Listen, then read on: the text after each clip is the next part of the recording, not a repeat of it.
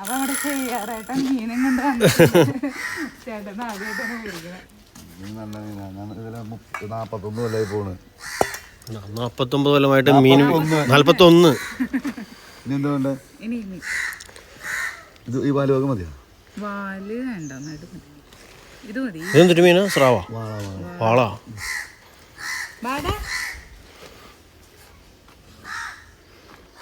ഈ പീസല്ലേ ഇത് മതിയാവോ? പീസ് കണക്കല്ലല്ലോ, തൂക്ക കണക്കാണല്ലോ. അത് മതി, ആ പീസ് മതി. ചാള, കൊഴുവ, വാള, കൊഴുവ. ഇതാ പലിഞ്ഞിയും കിട്ടുമോ? പലിഞ്ഞിനല്ല, എന്നിട്ട് 2 പീസാണോ മേടിച്ചു വെച്ചോ? എന്നാലേ എടുത്തോ. ഞാനൊരു കഷ്ണം കൂടെ ഫ്രിഡ്ജിൽ വെച്ചാണ്, പക്ഷെ തിരിച്ചു വരുമ്പോൾ ഈ വീട്ടിലേക്ക് മാറ്റി വെച്ചാൽ അരി ഒരു കഷ്ണം എടുത്ത് വെച്ചതാണ്. എൻ്റെ ഇടയ്ക്കിടെ എൻ്റെ ചൂരയാണോ? ചൂര. ഓ, അത് ഞാൻ പണ്ടാരം പിടിക്കാനായിട്ട് 2 മുറുക്കി കൊണ്ടു കെട്ടു പറഞ്ഞ അച്ചാറിട്ട് വന്നു. അച്ചാറിട്ട് വന്നപ്പോൾ 1000 കൊടുത്തതായി. അതിൻ്റെ മൂത്താൾക്കുള്ളതോടെ മാറ്റി വെച്ച്, രണ്ടാമത്തെ ആൾക്ക് 100 കൂട്ടിയായിട്ടാണ്, 200 വെച്ചാണ് അവിടെ മാറ്റി വെച്ച്. മരുമുള്ള അവർക്ക് കൊടുത്തയച്ചു.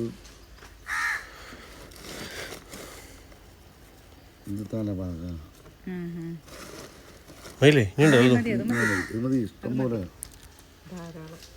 കുടപ്പുളിയിൽ നല്ലോണം വറ്റിക്കണം കേട്ടോ.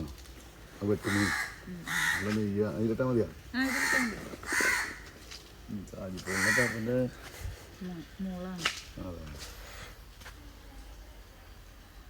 അതെ പീടിയ ഞാൻ വേണ്ടേ.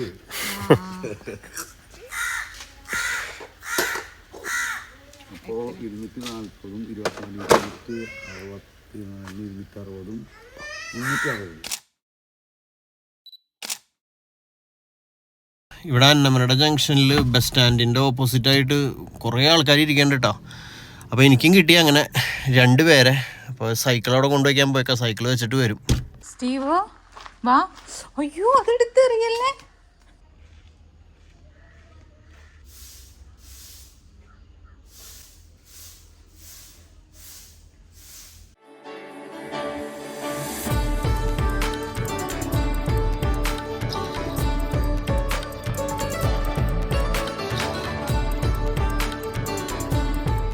അമ്മേനെ ഇവിടെ ആക്കിയിട്ട് ഡാഡി ഇതേ തിരിച്ചു പോയി. അപ്പോൾ അതേ മീനൊക്കെ നമ്മുടെ അടുക്കളയിൽ കൊണ്ടുവച്ചിട്ടുണ്ട്. അപ്പോൾ ഈ മീനെ ഇന്ന് വറ്റിക്കാന്ന് വിചാരിക്കുകയാണ്. പിന്നെ കൊഴുവ ഉണ്ടായിരുന്നല്ലോ, അപ്പോൾ കൊഴുവേനെ മമ്മി ക്ലീൻ ചെയ്ത് തരാമെന്ന് പറഞ്ഞു. അപ്പോൾ അത് നമുക്ക് പിന്നെ യൂസ് ചെയ്യാൻ വേണ്ടി മസാലയൊക്കെ പുരട്ടി ഫ്രീസറിൽ വെക്കണം. അപ്പോൾ അത് അരിയൊക്കെ അടുപ്പത്തിട്ടിട്ടുണ്ട്. സ്റ്റീവൻ ഇടയ്ക്കിടയ്ക്ക് ഇങ്ങനെ അന്വേഷിച്ച് വന്നുകൊണ്ടിരിക്കുക. അങ്ങനെ ദേ മമ്മി ദേ പുറത്തേക്ക് ഇറങ്ങി മുത്തങ്ങ പറിക്കാനായിട്ടോ. മുത്തങ്ങ എണ്ണ കാച്ചാൻ വേണ്ടി പറിച്ചെടുക്കുന്നതാണ്. അപ്പോൾ ഇവിടെ ഫ്രണ്ടിൽ കുറച്ച് മുത്തങ്ങ ഇങ്ങനെ ഉണ്ടായി നിൽക്കുന്നുണ്ടായിരുന്നു. അപ്പം അമ്മാമ്മയും മോനും കൂടി മുത്തങ്ങ പറക്കലിലാണ്. ഇതുപോലെ കിട്ടണം. ഇത് അവിടെ ഉണ്ട്, ഇത് അവിടെ അത് മുത്തങ്ങയല്ലേ.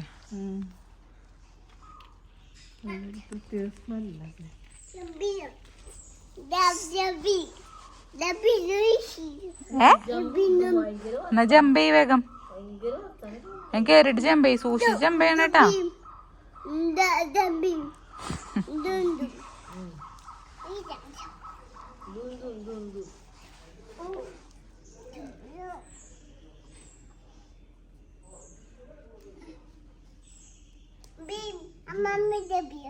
അമ്മ ജമ്പ് ചെയ്യണില്ല, നീ ജമ്പ് ചെയ്തോ. ജമ്പ് ചെയ്തോ സ്റ്റീവ്. റെഡി, 1 2 3. അപ്പോൾ കൊഴുവേന അമ്മ ക്ലീൻ ചെയ്ത് തന്നിട്ട് പോയിട്ടാ. ജസ്റ്റ് പോയുള്ളൂ. അപ്പോഴേക്കും അവിടെ ചെറിയൊരു ഉറുമ്പ്, ഇവിടെ ഒരു ചെറിയൊരു ഉറുമ്പുണ്ട് കേട്ടോ. ഇങ്ങനെ എന്തെങ്കിലും വരുമ്പോഴേക്കും കടിക്കുന്ന ടൈപ്പ് അല്ല, വേറൊരു ടൈപ്പ് ഉറുമ്പ്. നമ്മുടെ വീട്ടിൽ വേറെ ടൈപ്പ് ഉറുമ്പാണ്. അപ്പോൾ അങ്ങനെ എന്തായാലും ഞാൻ ദേ ഇത് ഫ്രീസറിൽ വയ്ക്കാൻ വേണ്ടി മഞ്ഞപ്പൊടിയും മുളക് പൊടിയും ഉപ്പൊക്കെ ഇട്ട് ഈ പാത്രത്തിൽ തന്നെ ഇട്ട് കൈയിട്ട് ഇങ്ങനെ മിക്സ് ചെയ്തു. ശരിക്കും വേറൊരു പാത്രത്തിൽ ഇട്ട് ഇളക്കിയിട്ട് ഇതിലിട്ട് വെച്ചാൽ മതിയായിരുന്നു.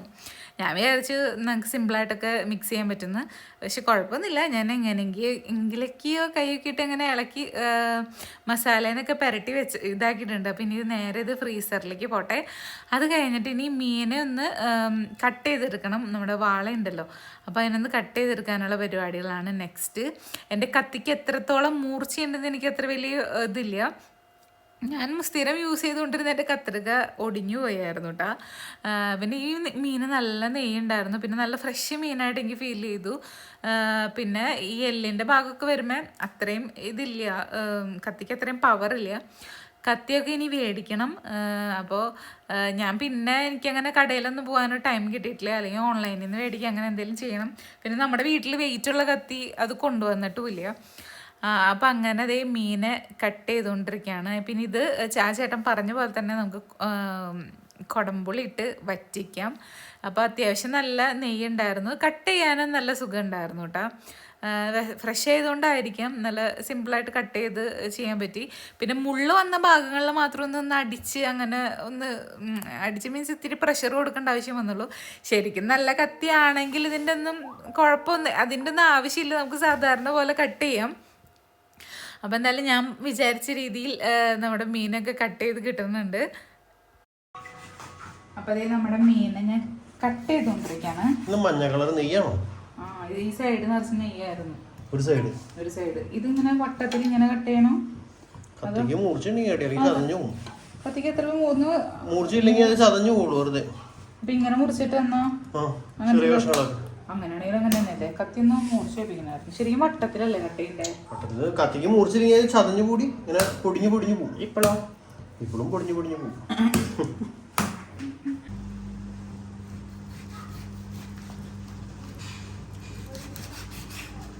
ആ, വലിച്ചെറിയണ്ടാവൂലേ? വലിച്ചെറിയലല്ലേ?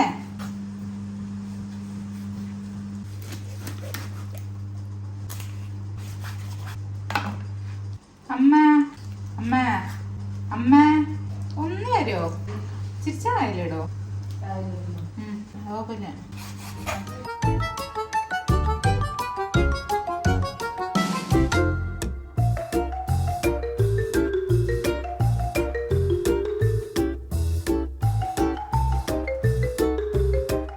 അങ്ങനെ മീനെ കട്ട് ചെയ്ത് നല്ലോണം കഴുകി വൃത്തിയാക്കി എല്ലാം റെഡിയാക്കിയിട്ടുണ്ട് കേട്ടോ.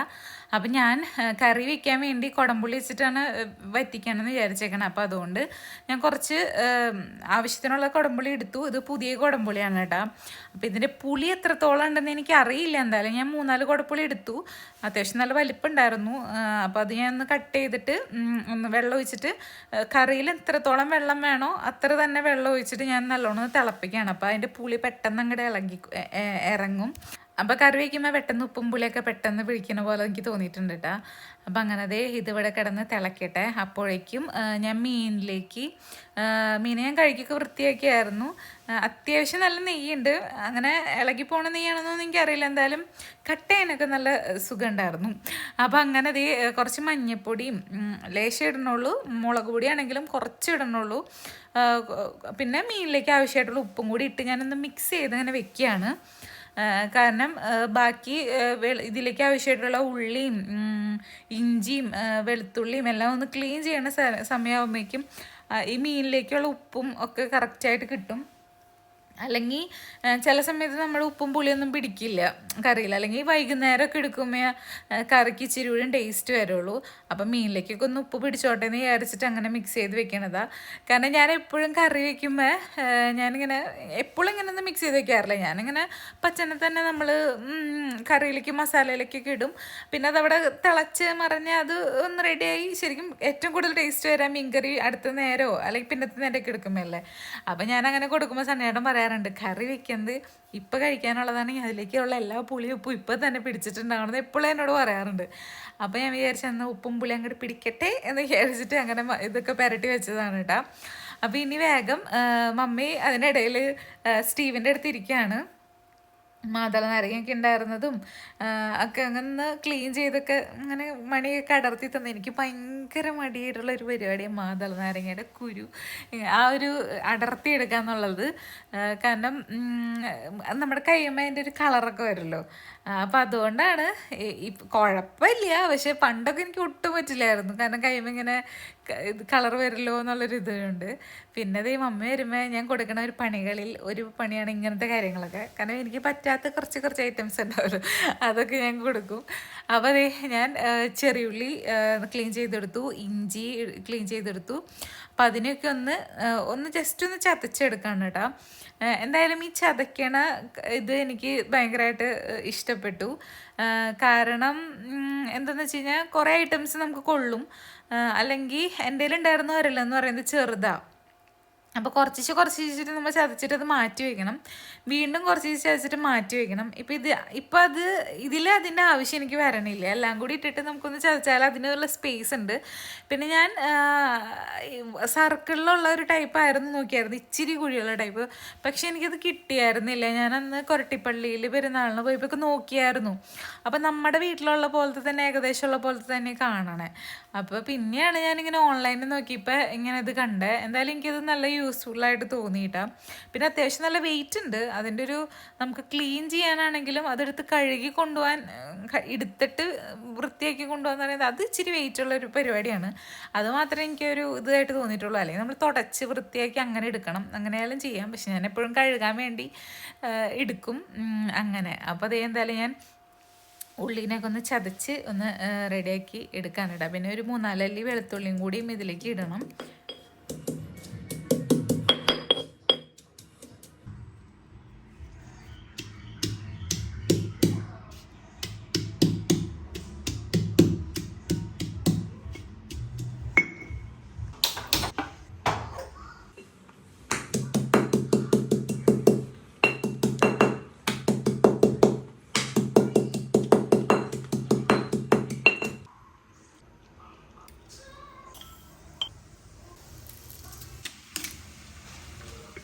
ഈ ക്യാൻഡിൽ വെക്കുന്ന ഇതിനെനിക്ക് കറക്റ്റ് പറയാൻ അറിയില്ല. ആ ഒരു ഈ ഷേപ്പ് ഉള്ള ഒരു സംഭവം, അപ്പോൾ ക്യാൻഡിൽ സ്റ്റാൻഡ് എന്നായിരിക്കാം. അപ്പോൾ എന്തായാലും ഞാനിത് മേടിച്ചിട്ട് കുറേ നാളായിട്ടാണ്. അപ്പോൾ ഇതിൻ്റെ 2 ഉണ്ടായിരുന്നു. അപ്പോൾ നല്ല ഇരുട്ടത്താണെങ്കിൽ അതിൻ്റെ ഒരു റിഫ്ലക്ഷൻ നമുക്ക് ഇങ്ങനെ കിട്ടും. അപ്പം ഞാനത് നമ്മുടെ വീട്ടിൽ ഞാൻ മുമ്പ് അങ്ങനെ യൂസ് ചെയ്തിട്ടുണ്ടായിരുന്നു. പിന്നെ അങ്ങനെ അധികം ഉപയോഗിച്ചിട്ടില്ല, ഞാനിങ്ങനെ എടുത്ത് വെച്ചേക്കായിരുന്നു. അപ്പം ഞാനിത് ഇങ്ങോട്ട് വന്നപ്പോൾ കൊണ്ടുവന്നിട്ടാണ്. അപ്പോൾ ഇത് നല്ല രസമുണ്ട്. ഇരുട്ടത്ത് അല്ലെങ്കിൽ രാവിലെ ഒരു സന്ധ്യ നേരത്തെ കത്തിച്ച് വയ്ക്കുമ്പോൾ നല്ല രസമുണ്ട്. പിന്നെ അതല്ല, ഇത് തിരി സ്മെല്ലുള്ള തിരിയാണ്. അതും ഞങ്ങൾ ഓൺലൈനിൽ നിന്ന് തന്നെ മേടിച്ചതാണ്, തിരി സ്മെല്ലുള്ള തിരി. അപ്പോൾ അത് കത്തിച്ച് വയ്ക്കുമ്പോൾ ഒരു ചെറിയൊരു സ്മെല്ലൊക്കെ വരുന്നുണ്ട്. എന്തായാലും അടിപൊളിയാണ്. പിന്നെ ഞാനിങ്ങനെ ആ ഒരു ഇടിക്കലിൻ്റെ സൈഡിൽ ഇങ്ങനെ വെച്ചിങ്ങനെ നല്ല ഭംഗി ഉണ്ടാവട്ടെ എന്ന് വിചാരിച്ചിട്ട് ഇങ്ങനെ വെച്ചതാണ്. എങ്ങനെയാണെന്ന് പറയണേ. എന്തായാലും അത് നല്ലതായിരുന്നു. പിന്നെ ഞാൻ ഇതിപ്പോൾ നിങ്ങളെ കാണിക്കാൻ വേണ്ടി ഞാനതങ്ങനെ ക്യാൻഡിലൊന്ന് കത്തിച്ച് കാണിച്ചതാണ്. അപ്പോൾ ഞാൻ ഈ ചട്ടി അടുപ്പത്ത് വെച്ചിട്ട് കുറച്ച് വെളിച്ചെണ്ണ ഒഴിച്ച് കുറച്ച് ഉലുവ ഇട്ടു. അതൊന്ന് പൊട്ടിക്കഴിഞ്ഞപ്പോൾ വെളുത്തുള്ളിയും ഇഞ്ചിയും പിന്നെ ചെറിയുള്ളിയും കറിവേപ്പിലയും ഒക്കെ കൂടി ചതച്ചതൊക്കെ കൂടി ഇട്ടു. പിന്നെ ഇതിലേക്ക് ജസ്റ്റ് ഒന്ന് വാടി കഴിഞ്ഞപ്പോൾ മല്ലിപ്പൊടി കുറച്ച് ഇട്ടിട്ടുള്ളൂ. പിന്നെ ആവശ്യത്തിനനുസരിച്ചുള്ള മുളക് പൊടി, എരിവ് വേണമല്ലോ. അപ്പോൾ കാശ്മീരി ചില്ലി പൗഡറാണ്. അപ്പോൾ ഞാൻ നാടൻ മുളകും ചതച്ചിട്ടിട്ടുണ്ട്. അപ്പോൾ അതും കൂടി ഇട്ടു. പിന്നെ മഞ്ഞൾപ്പൊടി ഞാൻ ഓൾറെഡി മറ്റേതിൽ ഇട്ടുകൊണ്ട് അത്ര പേർക്ക് മഞ്ഞൾപ്പൊടി അങ്ങനെ ഇടുന്നില്ല, ലേശം ഇട്ടിട്ടുള്ളൂ. അപ്പം അങ്ങനെ അത്രയേ ഉള്ളൂ. പിന്നെ ഇതേ നല്ലോണം ഒന്ന് ഇളക്കി ഒന്ന് മൂപ്പിച്ചിട്ട് കുറച്ച് വെളിച്ചെണ്ണ കുറവുള്ള പോലെ തോന്നി. അപ്പോൾ അതുകൊണ്ട് ഒരു ഇച്ചിരിയും കൂടി വെളിച്ചെണ്ണ ഒഴിച്ച് അതിൻ്റെ പച്ചമണം മാറണ വരെ ഒന്നത് ഇളക്കി ഒന്ന് റെഡിയാക്കി എടുക്കാൻ പോകാനായിട്ടാ. അപ്പം മീൻകറിയും അതുപോലെ തന്നെ വെണ്ടക്കായ മേടിച്ചിട്ടുണ്ട്. അപ്പോൾ വെണ്ടക്കായനും കൂടി ഒരു ഉപ്പേരി ഉണ്ടാക്കിയാൽ നമ്മുടെ ലഞ്ച്, നമ്മുടെ ഉച്ചയൂണ് അങ്ങനെ നമുക്ക് കംപ്ലീറ്റ് ആക്കാം. അപ്പം അങ്ങനെ കുറച്ച് വെളിച്ചെണ്ണയൊക്കെ ഒഴിച്ച് ഞാൻ നല്ലോണം ഒന്ന് ഇളക്കി മിക്സ് ചെയ്ത് അതിൻ്റെ ഒരു ഇതൊക്കെ ഒന്ന് മാറിയിട്ടുണ്ട്. ഇനി നേരെ നമ്മുടെ പുളിവെള്ളം ഒഴിക്കുകയാണ്. അങ്ങനെ തന്നെ ഇതിൻ്റെ പുളി എത്രത്തോളം ഉണ്ടാവും എന്ന് എനിക്കറിയില്ല, കാരണം അത് പുതിയ പുളിയാണ്. അപ്പോൾ ഞാൻ എന്തായാലും നല്ലോണം ഒന്ന് മിക്സ് ചെയ്ത് ഇനി വേറെ വെള്ളമൊന്നും ഒഴിക്കണില്ല. ഉപ്പ് ഞാൻ ഓൾറെഡി മീനിൽ കുറച്ച് ഉപ്പ് ഇട്ടിട്ടുണ്ടായിരുന്നു, മീനിൽ ആവശ്യത്തിന് ഉപ്പ് ഇട്ടിട്ടുണ്ടായിരുന്നു. എന്നാലും ഞാൻ ഇതിലേക്ക് കുറച്ച് ഉപ്പും കൂടി ഇടുന്നുണ്ട്. കാരണം അല്ലെങ്കിൽ ഉപ്പ് കുറവുണ്ടാവാൻ ചാൻസ് ഉണ്ട്. കാരണം ഓൾറെഡി പുളി വെള്ളമാണല്ലോ. അപ്പോൾ എന്തായാലും അതിന് ഉപ്പ് കുറവുണ്ടാവാൻ ചാൻസ് ഉണ്ടെന്ന് തോന്നിയിട്ട് ഉപ്പൊക്കെ ഇട്ടു. പിന്നെ ഇതേ നമ്മുടെ മീനും കൂടി ഇതിലേക്ക് ഇട്ടിട്ട് ഇനി നല്ലോണം തിളച്ച് വറ്റി കഴിയുമ്പോൾ കുറച്ച് പച്ച വെളിച്ചെണ്ണയും കറിവേപ്പിലയും കൂടി ഒക്കെ ഇട്ട് കഴിഞ്ഞാൽ നമ്മുടെ മീൻകറി അങ്ങനെ റെഡി ആവും കേട്ടോ. അപ്പോൾ നമ്മുടെ ഈ ചട്ടിയിൽ വെക്കുന്ന 2ാമത്തെ മീൻകറിയാണിത്. പുതിയ ചട്ടിയിൽ വെക്കുന്ന 2ാമത്തെ മീൻകറിയാണ്. അപ്പോൾ പിന്നെന്താ, ഇനി മമ്മി വെണ്ടക്കായനെ മമ്മി ക്ലീൻ ചെയ്ത് കട്ട് ചെയ്തൊക്കെ തരാമെന്ന് പറഞ്ഞിട്ടുണ്ട്. അപ്പോൾ അതിൻ്റെ പരിപാടികളൊക്കെ മമ്മി ചെയ്തോളും.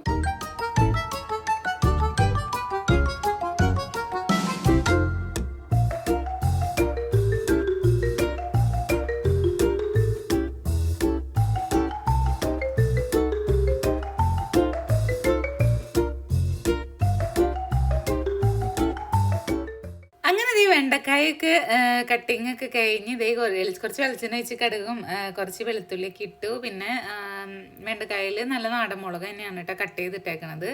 അപ്പോൾ അങ്ങനെ നമ്മുടെ കുക്കിംഗ് എല്ലാം കഴിഞ്ഞ് കുറച്ച് ഇഞ്ചും പുളി, കുറച്ച് കുത്തിരിച്ചോറും, പിന്നെ ഉപ്പേരിയും മീൻകറിയൊക്കെ കൂട്ടി ഫുഡ് കഴിക്കുകയാണ്. പിന്നെ സണ്ണിചേട്ടൻ ഇങ്ങോട്ട് വന്നില്ല കേട്ടോ, നമ്മുടെ വീട്ടിലാണ്. ഇന്നത്തെ ദിവസം അങ്ങനെ വീട്ടിലേക്ക് വന്നിട്ടില്ല, കാരണം നമ്മുടെ വീട്ടിൽ പണിക്ക് 2 ചേട്ടന്മാരെ കൊണ്ട് പോയിട്ടുണ്ടായിരുന്നല്ലോ. അപ്പോൾ സണ്ണിചേട്ടൻ അവിടുത്തെ തിരക്കിലാണ്. പിന്നെ അവിടുത്തെ വിശേഷങ്ങൾ കണ്ടിട്ട് വരാം. അപ്പോൾ നമ്മുടെ കോഴികൾക്കൊന്നും ഇന്ന് തീറ്റ കൊടുത്തിട്ടില്ല കേട്ടോ. ശരിക്കും പറഞ്ഞാൽ ആകെ ഒരു കുറച്ച് തീറ്റയെ കൊടുത്തിട്ടുള്ളൂ. കാരണം ഉള്ളിലൂടെ ക്ലീനിങ്ങും പരിപാടികളൊക്കെ നമ്മൾ കഴിഞ്ഞ വീഡിയോയിൽ പറഞ്ഞില്ലേ.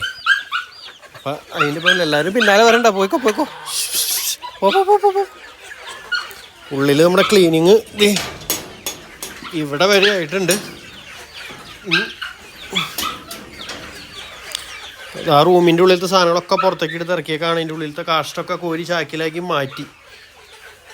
ഇതിൻ്റെ ഉള്ളിലത്തെ ക്ലീനിങ്, ഇതിൻ്റെ ഉള്ളിലത്തെ കാഷ്ടമൊക്കെ മാറ്റിയിട്ടുണ്ട്. കഴുകാമെന്ന് വിചാരിച്ചപ്പോഴേക്കും മഴ ചാറി തുടങ്ങി. അപ്പോൾ വീണ്ടും സാധനങ്ങൾ കുറേ അതിൻ്റെ ഉള്ളിലേക്ക് തന്നെ വലിച്ച് കയറ്റി. അപ്പോൾ കഴുകലൊന്നും ഇനി നടക്കില്ല, ഇനി ഉണങ്ങില്ല കഴിക്കാം. അപ്പോൾ ഇനി ഇത് പൊടിയൊക്കെ നന്നായിട്ട് അടിച്ച് ഇനി ഇതിൻ്റെ ഉള്ളിലേക്ക് തന്നെ റിട്ടേൺ കയറ്റാനുള്ള പരിപാടിയാണ് ചെയ്യാൻ പോണത്. ഇത്ര ആക്കിയിട്ടുണ്ട്. ഇവിടെ നിന്ന് ക്ലീനായി കഴിഞ്ഞിട്ട് വേണം അവിടെ നിന്ന് തീറ്റച്ചാക്ക് കൂടെ കൊണ്ടുവയ്ക്കാൻ. തീറ്റച്ചാക്ക് വീണ്ടും മുന്നിൽ കൊണ്ടിട്ടിട്ടുണ്ട്. അത് ഇവിടെ നിന്ന് റെഡി ആക്കിയിട്ട് വേണം ഇങ്ങോട്ട് കൊണ്ടുവരാം. എന്നിട്ട് അവർക്ക് കൊടുക്കാൻ വെച്ചിട്ടിരിക്കണേ. അങ്ങനെ മമ്മിയൊക്കെ പോയി. ഞാൻ സ്റ്റീവനൊക്കെ ഉറക്കി.